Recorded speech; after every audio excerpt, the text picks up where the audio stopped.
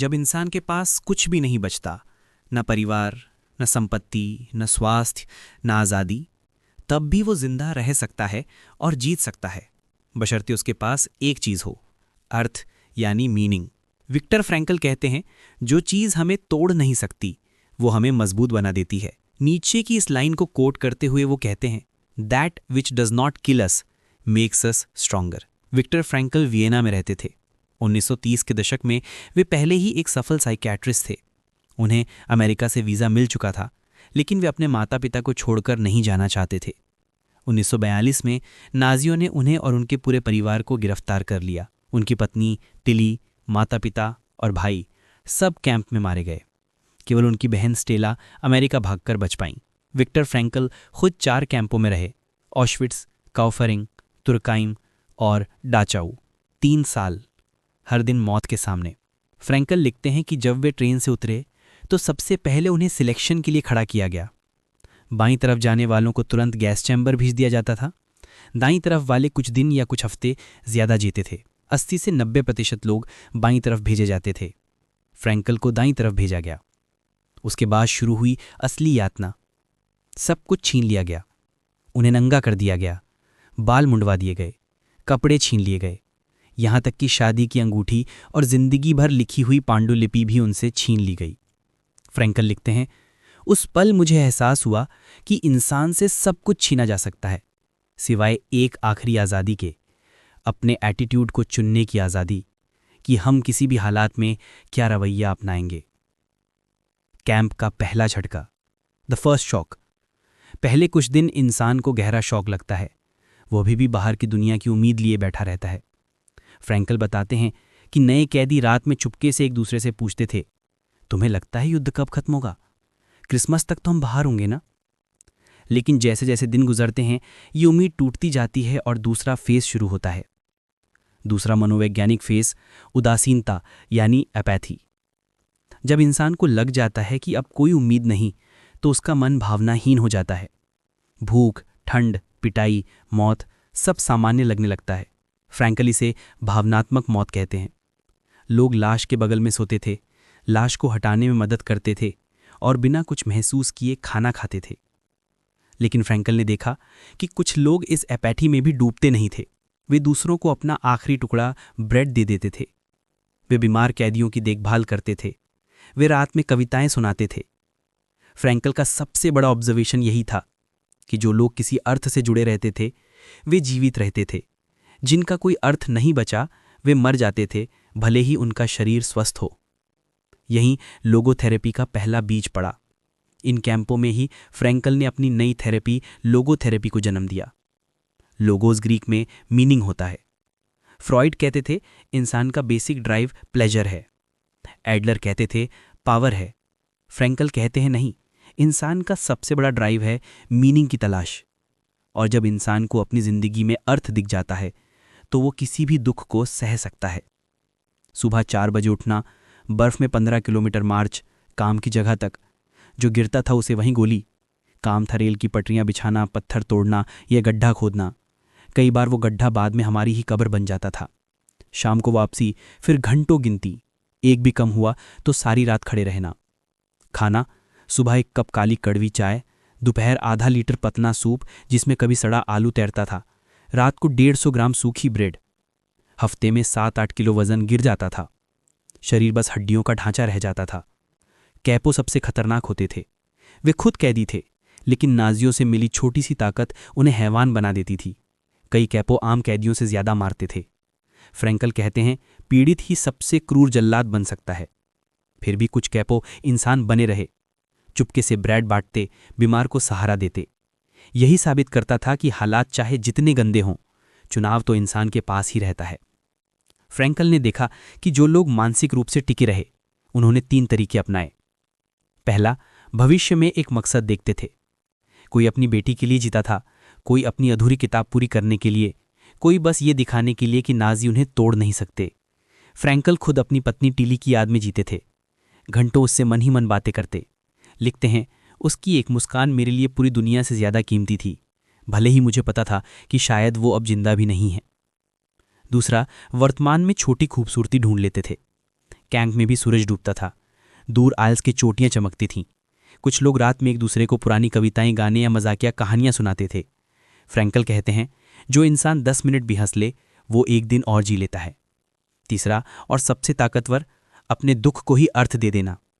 Frankel ने फैसला किया कि ये सारे अनुभव एक दिन दुनिया को बताएंगे, ताकि ऐसा फिर कभी ना हो। वे खुद को वैज्ञानिक की तरह देखने लगे जो नर्क का अध्ययन कर रहा है। इसी नज़रिए ने उन्हें बचाए रखा।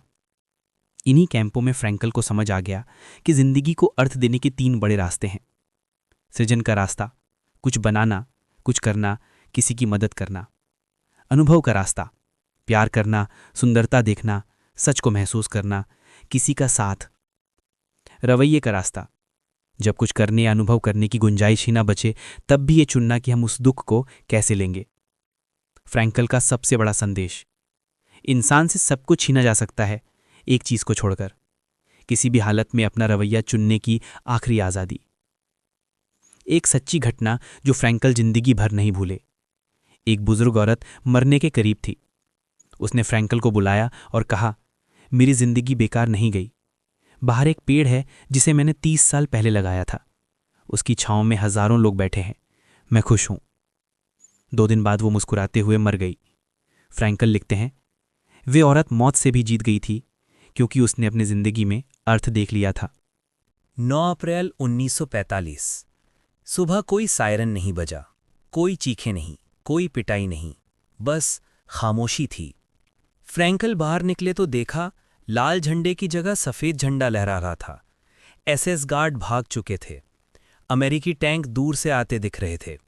उस दिन कैदियों ने पहली बार जोर से रोया, लेकिन वो रोना खुशी का नहीं था।